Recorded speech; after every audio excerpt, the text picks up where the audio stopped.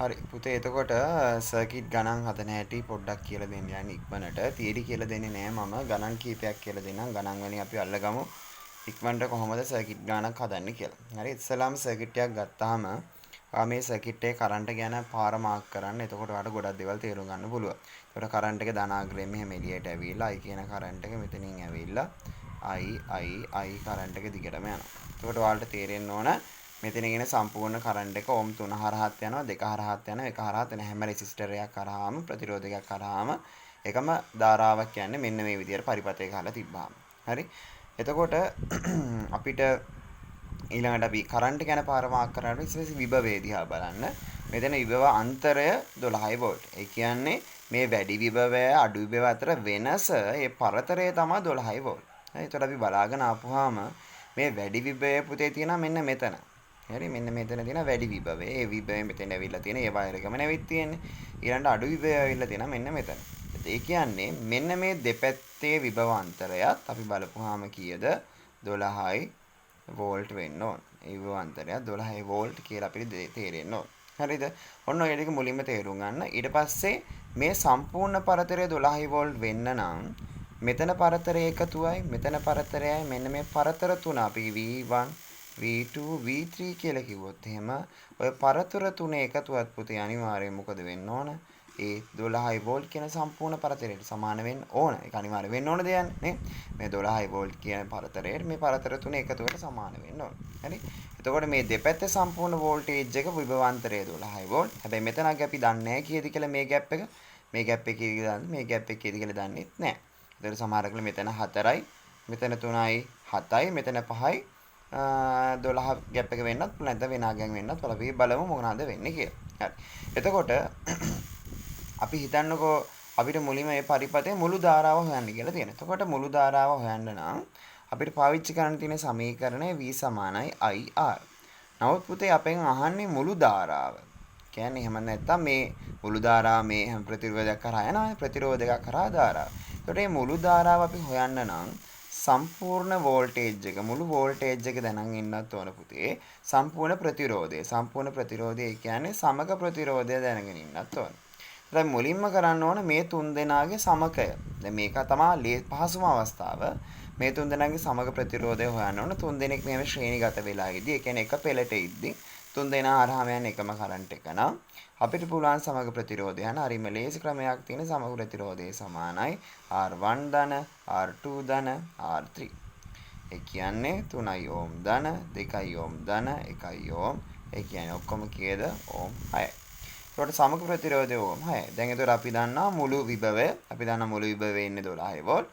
සමග ප්‍රතිරෝධය අපි හොයාගත්තා. ඒ කියන්නේ මුළු ප්‍රතිරෝධය හොයාගත්තා. එහෙනම් අපිට මුළු ධාරාව මේකට ආදේශ කරලා ලේසියෙන් හොයාගන්න පුළුවන්.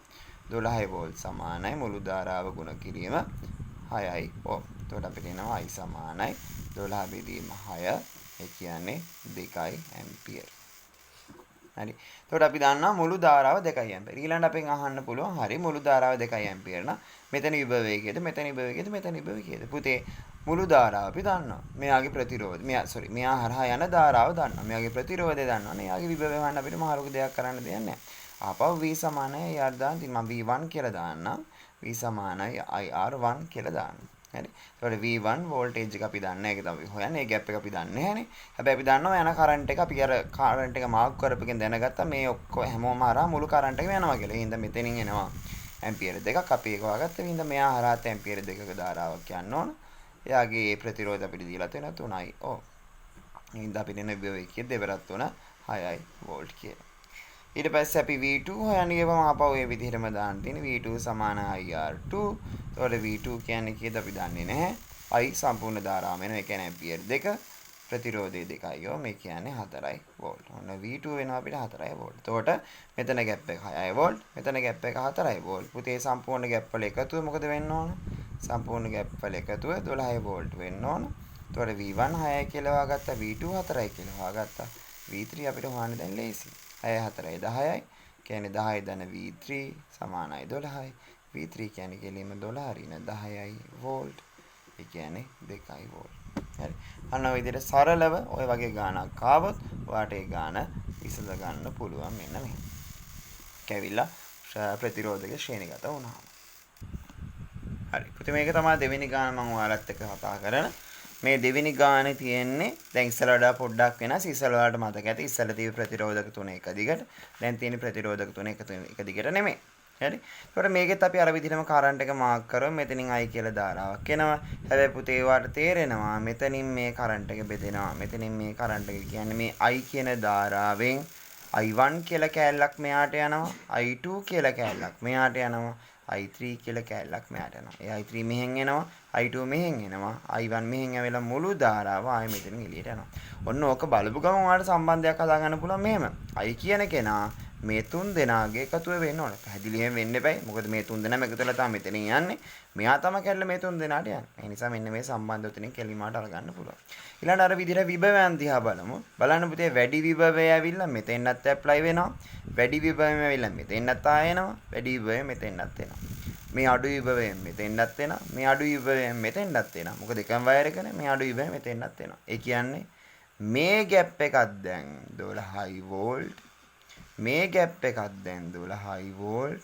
මේ ગેප් එකක් දැන් 12යි වෝල්ට්.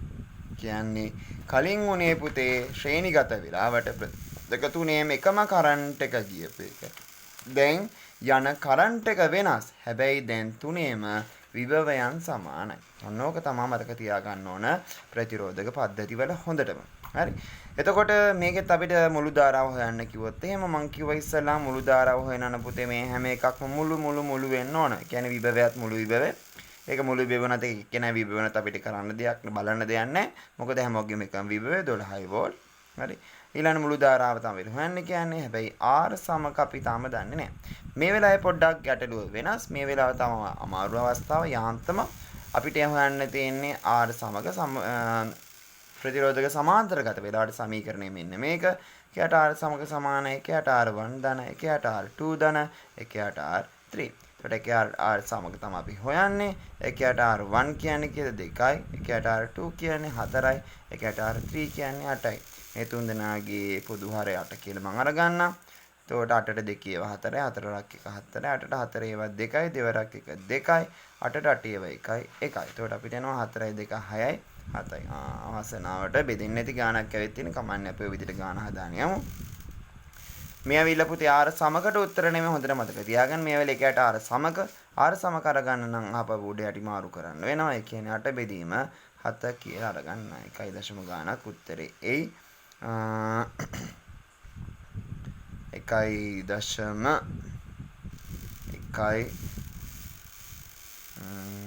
8 බෙදීම 7නේ. 1.14ක විතරාගයක් කියන්නේ අපි ආසන්න වටේ මේක අපි 1. හරි අපි 1.14ම අපි අරගමු ඇම්පියර් නේ සෝරි ඕම්. එතකොට අපිට මෙතන එනවා 12 වෝල්ට් සමානයි I ගුණ කිරීම R සමක ඒක අපි හොයාගත්තා කීයයි කියලා 2.14යි ගාන හදන්න පොඩ්ඩක් අමාරු වෙනවා නේද?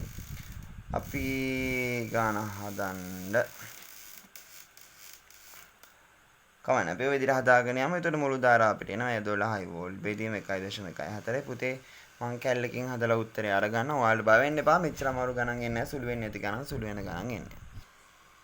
හරි පුතේ මෙතන උත්තරේ එනවා 10.25යි කියලා. ඒ ඇවිල්ලා මුළු ධාරාව I.